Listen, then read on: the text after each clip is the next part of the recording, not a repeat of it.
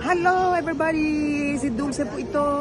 Shout out sa Team Strikers, Ermagalo, Mix Vlog, Ate Glo, Hayat Zamora Vlogs, Cell TV PH, Kaberks TV, Hasa, and Selena Barbosa. Shout out! Ayun, no? Hello mga kabers, mga kalingap. Mapagpalang araw po sa inyong lahat yan, mga kabers, mga kalingap. Saan ako magayaw ng mundo sa mga oras na ito. Anong oras man dyan sa inyong mga kabers, mga kalingap, umaga, tanghali, gabi. Magandang araw po sa inyong lahat. At nawa ang pagpapala ng Panginoon ay sumasa inyo. At lahat ay nasa maayos na kalagayan. Lalo na sa ating mga kalusugan. Mapagpalang araw po. At nawa ay sa Pilipinas ay wala nang bagyo na darating dahil talaga naman maraming nasalanta, no? Kaya ayun, pati sa Kalingap bagyo, sumabay yung bagyo sa Kalingap, mga issue, no? So lagi tayo na pag-iwanan mga kabers, mga Kalingap, dahil lagi tayo may pasok, hindi tayo pwedeng sa tayong oras mag-reaction. At dito sinamantala ko lang, dito tayo sa trabaho, kaya pagpasensyaan nyo na yung aking background yan. At yan ay mga produkto ng aming kumpanya, no? Kaya shout out sa lahat yan, sa mga viewers nandyan, patuloy na sumusuporta bagamat kakaunti. Ay sige lang, basta importante ay tuloy po tayo sa ating buhay. Yun, magbigay lang po tayo dito ng komento doon sa mga comments ni Kalinga Prab doon sa live ni Kuya Julay, no? Kung saan ay ito ay talagang nag-name drop talaga siya doon sa kay Sangkay at Jubilito. Kaya shout out sa inyo dyan, Sangkay, Jubilito. Shout out at nauna pa natin shout out si Sangkay kaysa sa ating mga founder. Kaya bago po ang lahat, shout out po sa ating founder ng Kalingap, Kuya Bal, Ate Edna at Kalingap Rab, maging sa kanyang may bahay, si Jack Matubang, ay shout out sa inyo dyan. Maging sa aking mga kasamahan, Kalingap Strikers, na yun talaga ang patuloy na pinag-iinitan dahil sa kanilang mga sinasabi, balawura daw yung mga strikers. Lahat na yung mga strikers, balawura, no? Pero talagang sa strikers lang ang totoong tagapagtanggol ng Kalingap, no? Kaya pinag-iinitan nila. Hindi naman lahat mainit, pero sa mga komento, talagang pinag-iinitan talaga yung strikers. Kaya tuloy, pati pakiramdam ko mainit, oh. Awis kasi parang makulimlim ngayon mga kabis, mga Kalingap. So shout out muna sa aking kasamahan strikers, pinapangunahan ni Ate Glo, Sil 3PH, Hayat Samura Mix Vlog, si Sasa, si Selena Barbosa, Magalo Mix Vlog at Maria Ligaspi Vlog, si Jacqueline Ducusin at yung tagapagdaldal ngayon, Kaberks TV. Ari po ay pakisupport ang aking mga kasamahan at maging ang iyong abang lingkod dahil hindi pa rin tayo makakaabot sa ating 500 subscriber. Mahina yung ating upload. Lagi tayo nahuhuli sa mga issue, no? Pero sige lang, tuloy lang tayo dahil trabaho talaga yung priority natin dahil hindi naman tayo kumikita dito sa YouTube at trabaho talaga ang ating priority para sa ating mga pamilya at suporta din sa ating mga sarili. Shout out sa lahat at maging sa ating mga Kalinga partners, viewers at lahat ng mga reactors, Karipa, Dios at watcher ni Sangkay. Iwan ko kung meron pa siyang watcher mga saman dyan. Nawa ay magkaroon po kayo ng bagong pananaw dito sa mga sitwasyon, no? Ako, sa aking opinion, sa minto ni Kalinga Prab, no? Dahil napapansin na talaga. Kaya nga dyan sa aking thumbnail ay ipatanong dyan, ang Kalingap ba ay na-infiltrate na ng anti-Kalingap? Dahil yung mga reaksyon nyo ay laging pumapabor doon sa mga antay. Kaya, ayun ang thumbnail ko. Baka naman kasing na-infiltrate na ng anti-Kalingap eh. Tama lang yun na pinangalanan talaga kayo dahil kung hindi, akala nyo okay lang, ha? Okay lang kay Kalingap Prab dahil kahit na lapain sila dyan mag-ama, ay patuloy lang kayo dyan dahil siyempre kumikita nga kayo sa inyong channel, inyong mga views, no? Nawiwili lang eh. Laman lang kayong pagsaway dyan, ginagawa sa inyong mga taga-komento o mga taga-subaybay dyan, mga viewers, no? Kaya, na real talk ka tuloy ni Kalingap Prab, Sangkay, dahil ikaw mismo, di ba, nakakaya yun eh, na ikaw mismo, kapwa mo mga reaktor, dito sa Kalingap, na pare-parehas lang naman tayo, ay sinasabihan mo na sampid. Ngayon, pagsabihan kayo na hindi na kayo kalingap, dahil pugad kayo ng mga baser dyan sa inyong comment section, mapapansin na rin siguro yung mga komento nyo o reaction nyo para sa mga inyong mga viewers, no? Minamanipula ninyo yung mga viewers nyo eh. Kaya tuloy, napansin kayo ni Kalingap Rab. O, di ba? Mas nakakaya yun dahil kayo na nagsasalita, nagsasabi na sampid-sampid, tuloy kayo sinabihan na hindi naman kayo totoong kalingap.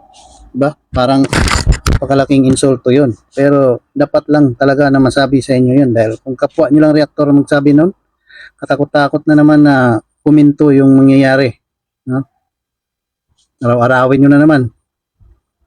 So, tama lang yun na nag-comment si Kalingap Rab ng ganun para at least kahit pa paano magkaroon kayo ng kahihiyan naman sa sarili nyo. Puro na lang kayo, akala nyo importante sa inyo, views lang. Pero hindi nyo binibigyan halaga yung kalagayan ng Kalingap na dapat kaya tayo nandito unang-una ay to protect, no? Yung Kalingap. Yun po ang aking pagkaunawa doon sa kung kaya si Kuya Val ay nagkaroon ng mga reaktor. Dahil unang-una, to protect Kalingap laban sa mga baser, sa mga batikos, ay dapat yun ang ating protektahan. Tayo yung magpaliwanag doon sa mga tao na bumabatikos. Dapat pinapaliwanag natin na kung ano ba talaga yung adhikain ng Kalingap. Dahil alam naman natin kung ano yung feel natin. Tayo, mga reaktor, dapat mag-react tayo in positive way na doon para sa Kalingap na maging positive, no? Yung mga komento ng mga ibang viewers, hindi naman maiwasan yun. Pero dapat mami-minimize natin at maiiwasan yung bash yung mag-ama. Dahil unang-una, yun yung appeal natin. Pero yung mag-create pa tayo ng mga bashing, mga pangbabasa kanila, ay hindi nararapat. Dahil tayo, sampid lang dito, tapos tayo pa yung gustong magpalapa sa kanila. Parang hindi tama, no? Pangalawa, dapat yung content natin ay to promote, no? Promote natin kung ano yung mga ginagawa ng Kalingap, ano yung magandang ginagawa ng Kalingap, at ano yung mga achievement ng Kalingap. Yun po dapat ang ating mga nire-reactionan, no? Kung mga love team man dyan, magpakilig-kilig kayo dyan kung gusto nyo, no? Hindi yung puro pang-aaway kayo doon, pamumuna sa kapwa nyo reaktor. Kung alin pa yung nagtatanggol sa Kalingap, yun yung binabanatan nyo. At yung mga kumakalaban sa Kalingap, yun yung kinakampihan nyo. No? Dapat, maging, kung ayaw yung pagtanggol, maging neutral lang ng sana kayo. Yung hindi naman mabash yung mag-ama. No? Dahil, nandito tayo nakatungtong, dito kayo kumikita, dapat, bilang ganti, ay protektahan naman natin. No? Iiwas natin sila doon sa mga basing. Pero hindi. Kumbaga, tayo pa yung nagiging dahilan. Tayo pa yung nagiging pugad ng mga baser. Dahil imbis na pahupain ninyo, bigyan ninyo ng tamang opinion, ang ginagawa ninyo, nagtitwist kayo ng kwento at ginagatungan yung mga viewers. Kaya tuloy, yung mga viewers lalong nag-iinit at nagiging mapusok dahil nandyan kayo na pumoprotekta sa kanila na imbis na ang Kalingap ang protektahan, paliwanag ng maayos, reaksyonan ng maayos, hindi. Kayo, kung sino yung makalaban doon sa Kalingap, lalo na yung mga sponsor na may hinanakit sa Kalingap, ay kinakampihan ninyo. No? Pinanghiniyangan ninyo yung sponsor na mayroong hinanakit sa Kalingap. Gusto ninyong bibibihin sila ng Kalingap. Hindi ko alam kung ano yung inyong pananaw doon. Pero para sa akin, yung mga ganyang tao ay hindi dapat panginayangan. Dahil kung mayroong mga alis, mayroon pang mas nakakabuting dumarating. Yung hindi nanunumbat na. Hindi kagaya niyan, magbibigay sila tapos susumbat nila pagka meron silang hindi nagustuhan. Gusto ba nila, sila yung pa yung masusunod. Huh? So hindi dapat.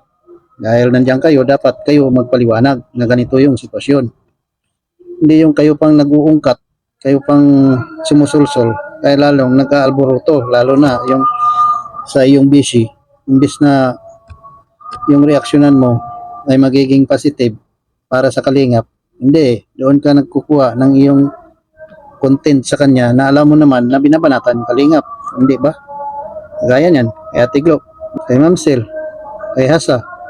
Mga babae yan, yun lang kaya ng banatan. Bumanat kayo doon sa mga lalaki na mga antay. Doon kayo bumanat para pakita nyo yung tapang nyo at yung panglalandi yun sa kababaihan na reaktor ng kalingap. Yung ginagawa nyo. Dapat, magiging ano kayo doon. Doon kayo mag-focus, magbanatan nyo para tumigil. Hindi yung yan sa kalingap. Kung sino yung tatanggol sa kalingap, yung mga kababaihan dyan, yung binabanatan nyo. Hindi ko alam kung anong mga adikain nyo dyan. O ngayon, napuna tuloy kayo ni Kalingap Rab. Ano ngayon maging katwiran nyo dyan? Diba? Parang nakakahiya yun. Laking insulto yun sa ating pagkatao. Yung mismo Kalingap Rab na magsalita. Ay si Kuya Bal, hindi niya kayang hanggang pasaring ng si Kuya Bal. Pero dapat kung marunong kayo mag-intindi, yun na yun.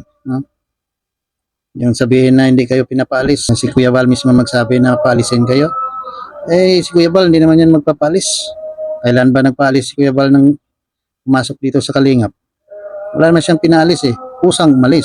Pero, gaya niyan. Ang sponsor na sabi, aalis na, ayaw na sa Kalingap. Pero hanggang ngayon, nandyan pa rin. Hindi rin makakalas-kalas sa Kalingap. Wala naman daw sinabi na siya aalis.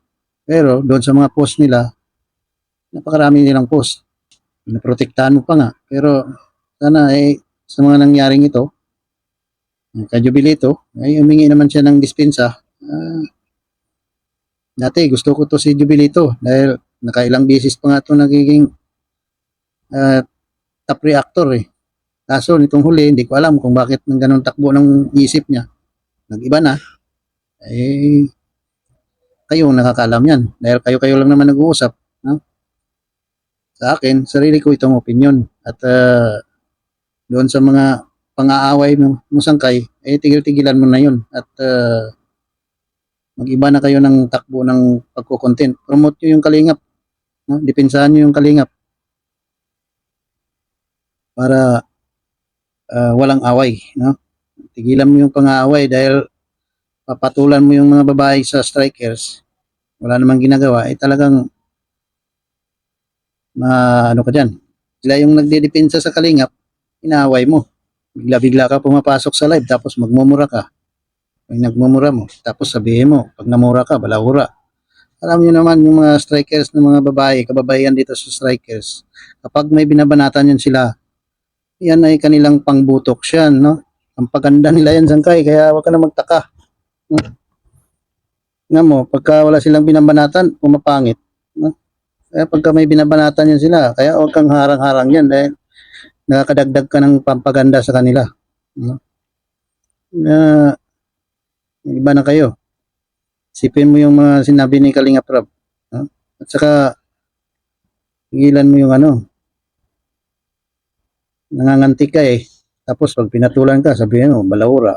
Tama naman yun. Sabi ni Kuya Bal, yung i-content nyo ay dito lang sa Kalingap. Huwag kayong lalabas. Huwag i-content yung santay para hindi sila dumami. Hindi lumabas yung gold mine dito sa sa Kalingap. Kaya lang ayus-ayusin mo yung content mo. Dahil yung nire-reactionan mo, yung mga Kalingap reactor na pumupuna doon sa kumakalaban sa Kalingap. Kaya sana ay magbago na yung takbo ng iyong pagre-reaction para tahimik na. Dahil Kalingap Rab na mismo nagsalita sa inyo, nasa inyo na yun. At huwag nyo hintayin na si Kuya Bal magpalis sa inyo dahil hindi naman yan hindi naman talaga yan si Kuya Bal magpapalis sa inyo. Kung mahiya kayo, mag-isip kayo. Kaya yan lang. At para kay Jubilito, pag-isip-isip na rin siguro yan dahil napuna din kayo. Pari-parehas kasi kayo Kung saan yung kalaban, doon kayo panig. Kaya yun lang. At salamat sa inyong mga kabeks, mga Kalingap. At patuloy natin suportahan ang adikain ng Kalingap, ang programa ni Kuya Bal, yung kanyang movies, BSM movies Patuloy natin suportahan ang kanyang channel at kay Kalingap Rab, yung kanyang mga uploads, mga premiere, patuloy nating suportahan at patuloy nating sa aking mga kapwa reactor, patuloy natin i-promote yung programa ni Kuya Bal, mga teleserye. Patuloy natin i-promote, share natin sa ating mga Facebook page at patuloy na suportahan para mas marami pa silang matutulungan. At patuloy, panalangin din natin yung ating pamilya at mga founder, no? Ating mga kasamahan na sana ay magkaroon na ng katahimikan sa Kalingap. Pagtigilan na yung mga bangayan dahil lalo lang gumaganda yung mga taga-strikers kapag marami silang kaway. Sa aking mga kasamahan dyan sa strikers, shout out sa inyong lahat yan at patuloy na tayo ay magiging sulit Kalingap. Kaya yun lang mga kabers, mga Kalingap. Bye-bye, God bless, and Jesus loves you. Bye!